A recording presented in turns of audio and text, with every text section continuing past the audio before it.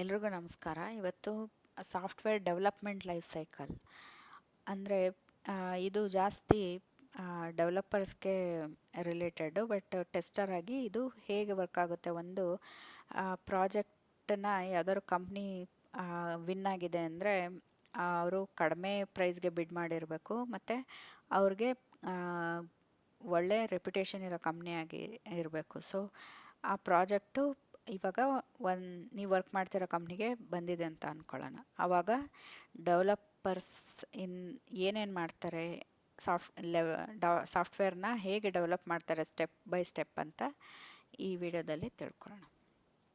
First requirement analysis. ಇವಾಗ project ಏನೋ ಬಂದಿದೆ, ಅದನ್ನ ಮಾಡ್ತೀವಿ ಅಂತ ಒಪ್ಕೊಂಡಿದ್ದಾರೆ. ಸೊ ಅದನ್ನು ಮಾಡೋಕ್ಕಾಗುತ್ತಾ ಇಲ್ವಾ, ಅದಕ್ಕೆ ಬೇಕಾಗಿರೋ ಇದು ಎಂಪ್ಲಾಯೀಸ್ ಅಥವಾ ಸ್ಕಿಲ್ ಸೆಟ್ಟು ನಮ್ಮ ಎಂಪ್ಲಾಯೀಸಲ್ಲಿ ಇದೆಯಾ ಇಲ್ವಾ ಅಂತ ಎಲ್ಲ ತಿಳ್ಕೊತಾರೆ.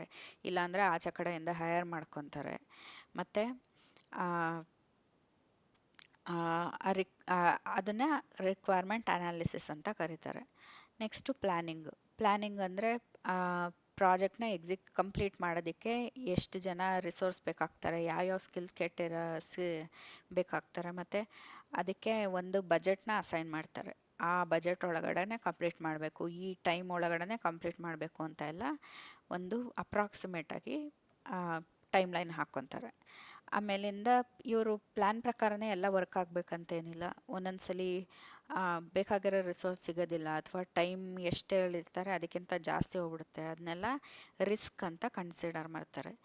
ಅದನ್ನು ರಿಸ್ಕ್ ಅಂದರೆ ಆ ಪ್ರಾಜೆಕ್ಟು ಸಕ್ಸಸ್ಫುಲ್ಲಾಗಿ ಕಂಪ್ಲೀಟ್ ಮಾಡೋಕ್ಕಾಗಲಿಲ್ಲ ಅಂದರೆ ಅವೆಲ್ಲ ರಿಸ್ಕ್ಗಳು. ಅದನ್ನ ಮಿಟಿಗೇಷನ್ ಪ್ಲ್ಯಾನ್ ಅಂದರೆ ಅದನ್ನು ಓವರ್ಕಮ್ ಮಾಡೋದಕ್ಕೆ, ಈ ಪ್ರಾಬ್ಲಮ್ಗಳನ್ನ ಸಾಲ್ವ್ ಮಾಡೋದಕ್ಕೆ ಏನೇನು ಮಾಡಬಹುದು ಅಂತ ಒಂದು ಮಿಟಿಗೇಷನ್ ಪ್ಲ್ಯಾನ್ನ ಹಾಕ್ಕೊತಾರೆ.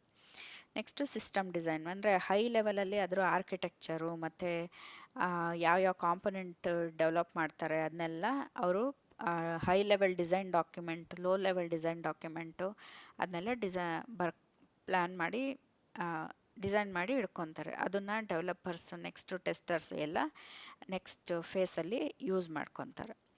ಆಮೇಲಿಂದ ಅದೆಲ್ಲ ಆದಮೇಲೆ ನೆಕ್ಸ್ಟು ಡಯಾಗ್ರಾಮು, ಮಾಕಪ್ಸು ಅದನ್ನೆಲ್ಲ ಬರೆದಿಟ್ಕೋತಾರೆ. ಮಾಕಪ್ಸ್ ಅಂದರೆ ಇವಾಗ ನಮ್ಮ ಒಂದು ವೆಬ್ಸೈಟಲ್ಲಿ ಹೋಮ್ ಪೇಜ್ ಅಂತ ಇರುತ್ತೆ, ಡ್ಯಾಶ್ಬೋರ್ಡ್ ಪೇಜ್ ಅಂತ ಇರುತ್ತೆ, ಕಾಂಟ್ಯಾಕ್ಟಸ್ ಪೇಜ್ ಅಂತ ಇರುತ್ತೆ. ಸೊ ಅದರದ್ದೆಲ್ಲ ಯಾವ್ಯಾವ ಥರ ಬರಬೇಕು, ಲೋಗೋ ಎಲ್ಲಿ ಬರಬೇಕು, ಮತ್ತು ನ್ಯಾವಿಗೇಷನ್ ಎಲ್ಲ ಹೆಂಗಿರಬೇಕು ಅದನ್ನೆಲ್ಲ ರೆಡಿ ಮಾಡಿ ಇಟ್ಕೊತಾರೆ. ರಿಕ್ವೈರ್ಮೆಂಟ್ ಹೇಗಿದೆ ಅದರ ಪ್ರಕಾರ. ನೆಕ್ಸ್ಟು ಇಂಪ್ಲಿಮೆಂಟೇಷನ್ ಅಂದರೆ ಡೆವಲಪ್ಮೆಂಟು.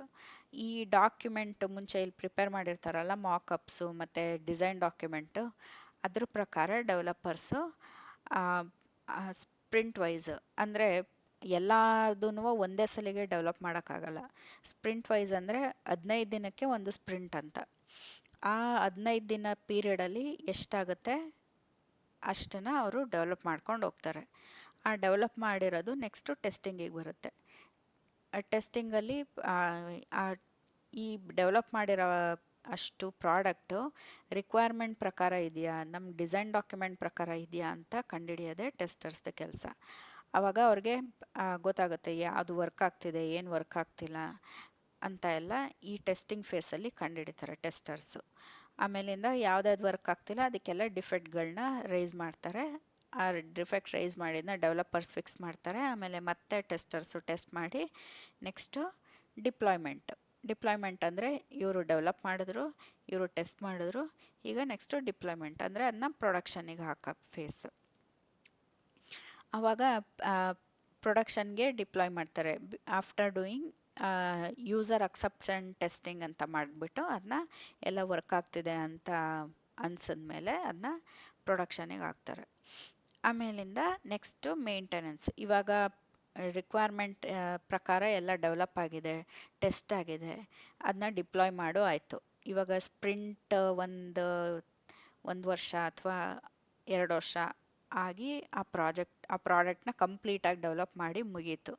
ಸೊ ಅದನ್ನು ನೆಕ್ಸ್ಟು ಮೇಂಟೆನೆನ್ಸ್ ಫೇಸ್ ಬರುತ್ತೆ. ಮೇಂಟೆನೆನ್ಸ್ ಫೇಸ್ ಅಂದರೆ ಆಲ್ರೆಡಿ ಪ್ರಾಡಕ್ಟ್ ಡೆವಲಪ್ ಆಗಿದೆ, ಯಾವುದಾದ್ರು ಮೇಜರ್ ಡಿಫೆಕ್ಟ್ ಎಲ್ಲ ಫಿಕ್ಸ್ ಆಗಿದೆ. ಸೊ ನೆಕ್ಸ್ಟು ಏನಾದ್ರು ಪ್ರಾಬ್ಲಮ್ ಬಂದರೆ ಆವಾಗ ಅದನ್ನು ಲಾಗ್ ಮಾಡ್ತಾರೆ, ಕ್ಲೈಂಟ್ ಸೈಡಿಂದ ಲಾಗ್ ಮಾಡ್ತಾರೆ, ಈ ಥರ ಪ್ರಾಬ್ಲಮ್ ಆಗಿದೆ, ಇದು ಡಿಫೆಕ್ಟ್ ಬಂದಿದೆ ಅಂತ. ಅದನ್ನು ಫಿಕ್ಸ್ ಮಾಡೋಕ್ಕೆ ಡೆವಲಪರ್ಸ್ ಇರ್ತಾರೆ. ಮೇಂಟೆನೆನ್ಸ್ ಫೇಸಲ್ಲಿ ಕಡಿಮೆ ಡೆವಲಪರ್ಸ್ ಇರ್ತಾರೆ ಮತ್ತು ಟೆಸ್ಟರ್ಸು ಕಡಿಮೆ ಇರ್ತಾರೆ. ಸೊ ಅದನ್ನು ಮೇಂಟೈನ್ ಮಾಡ್ಕೊಂಡು ಹೋಗ್ತಾರೆ ಆ ಪ್ರಾಡಕ್ಟ್ನ. ಅವ್ರದ್ದು ಇದಿರುತ್ತೆ, ಅಂದರೆ ಇಷ್ಟು ದಿನದವರೆಗೂ ನಾವು ಮೇಂಟೈನ್ ಮಾಡ್ತೀವಿ ಪ್ರಾಜೆಕ್ಟ್ನ ಅಂತ ಮುಂಚೆನೇ ಅಗ್ರಿಮೆಂಟ್ ಮಾಡ್ಕೊಂಡಿರ್ತಾರೆ. ಅದ್ರ ಪ್ರಕಾರ ಅವರು ಮೇಂಟೈನ್ ಮಾಡ್ಕೊಂಡು ಹೋಗ್ತಾರೆ. ಸೊ ಇದು ಸಾಫ್ಟ್ವೇರ್ ಡೆವಲಪ್ಮೆಂಟ್ ಲೈಫ್ ಸೈಕಲ್.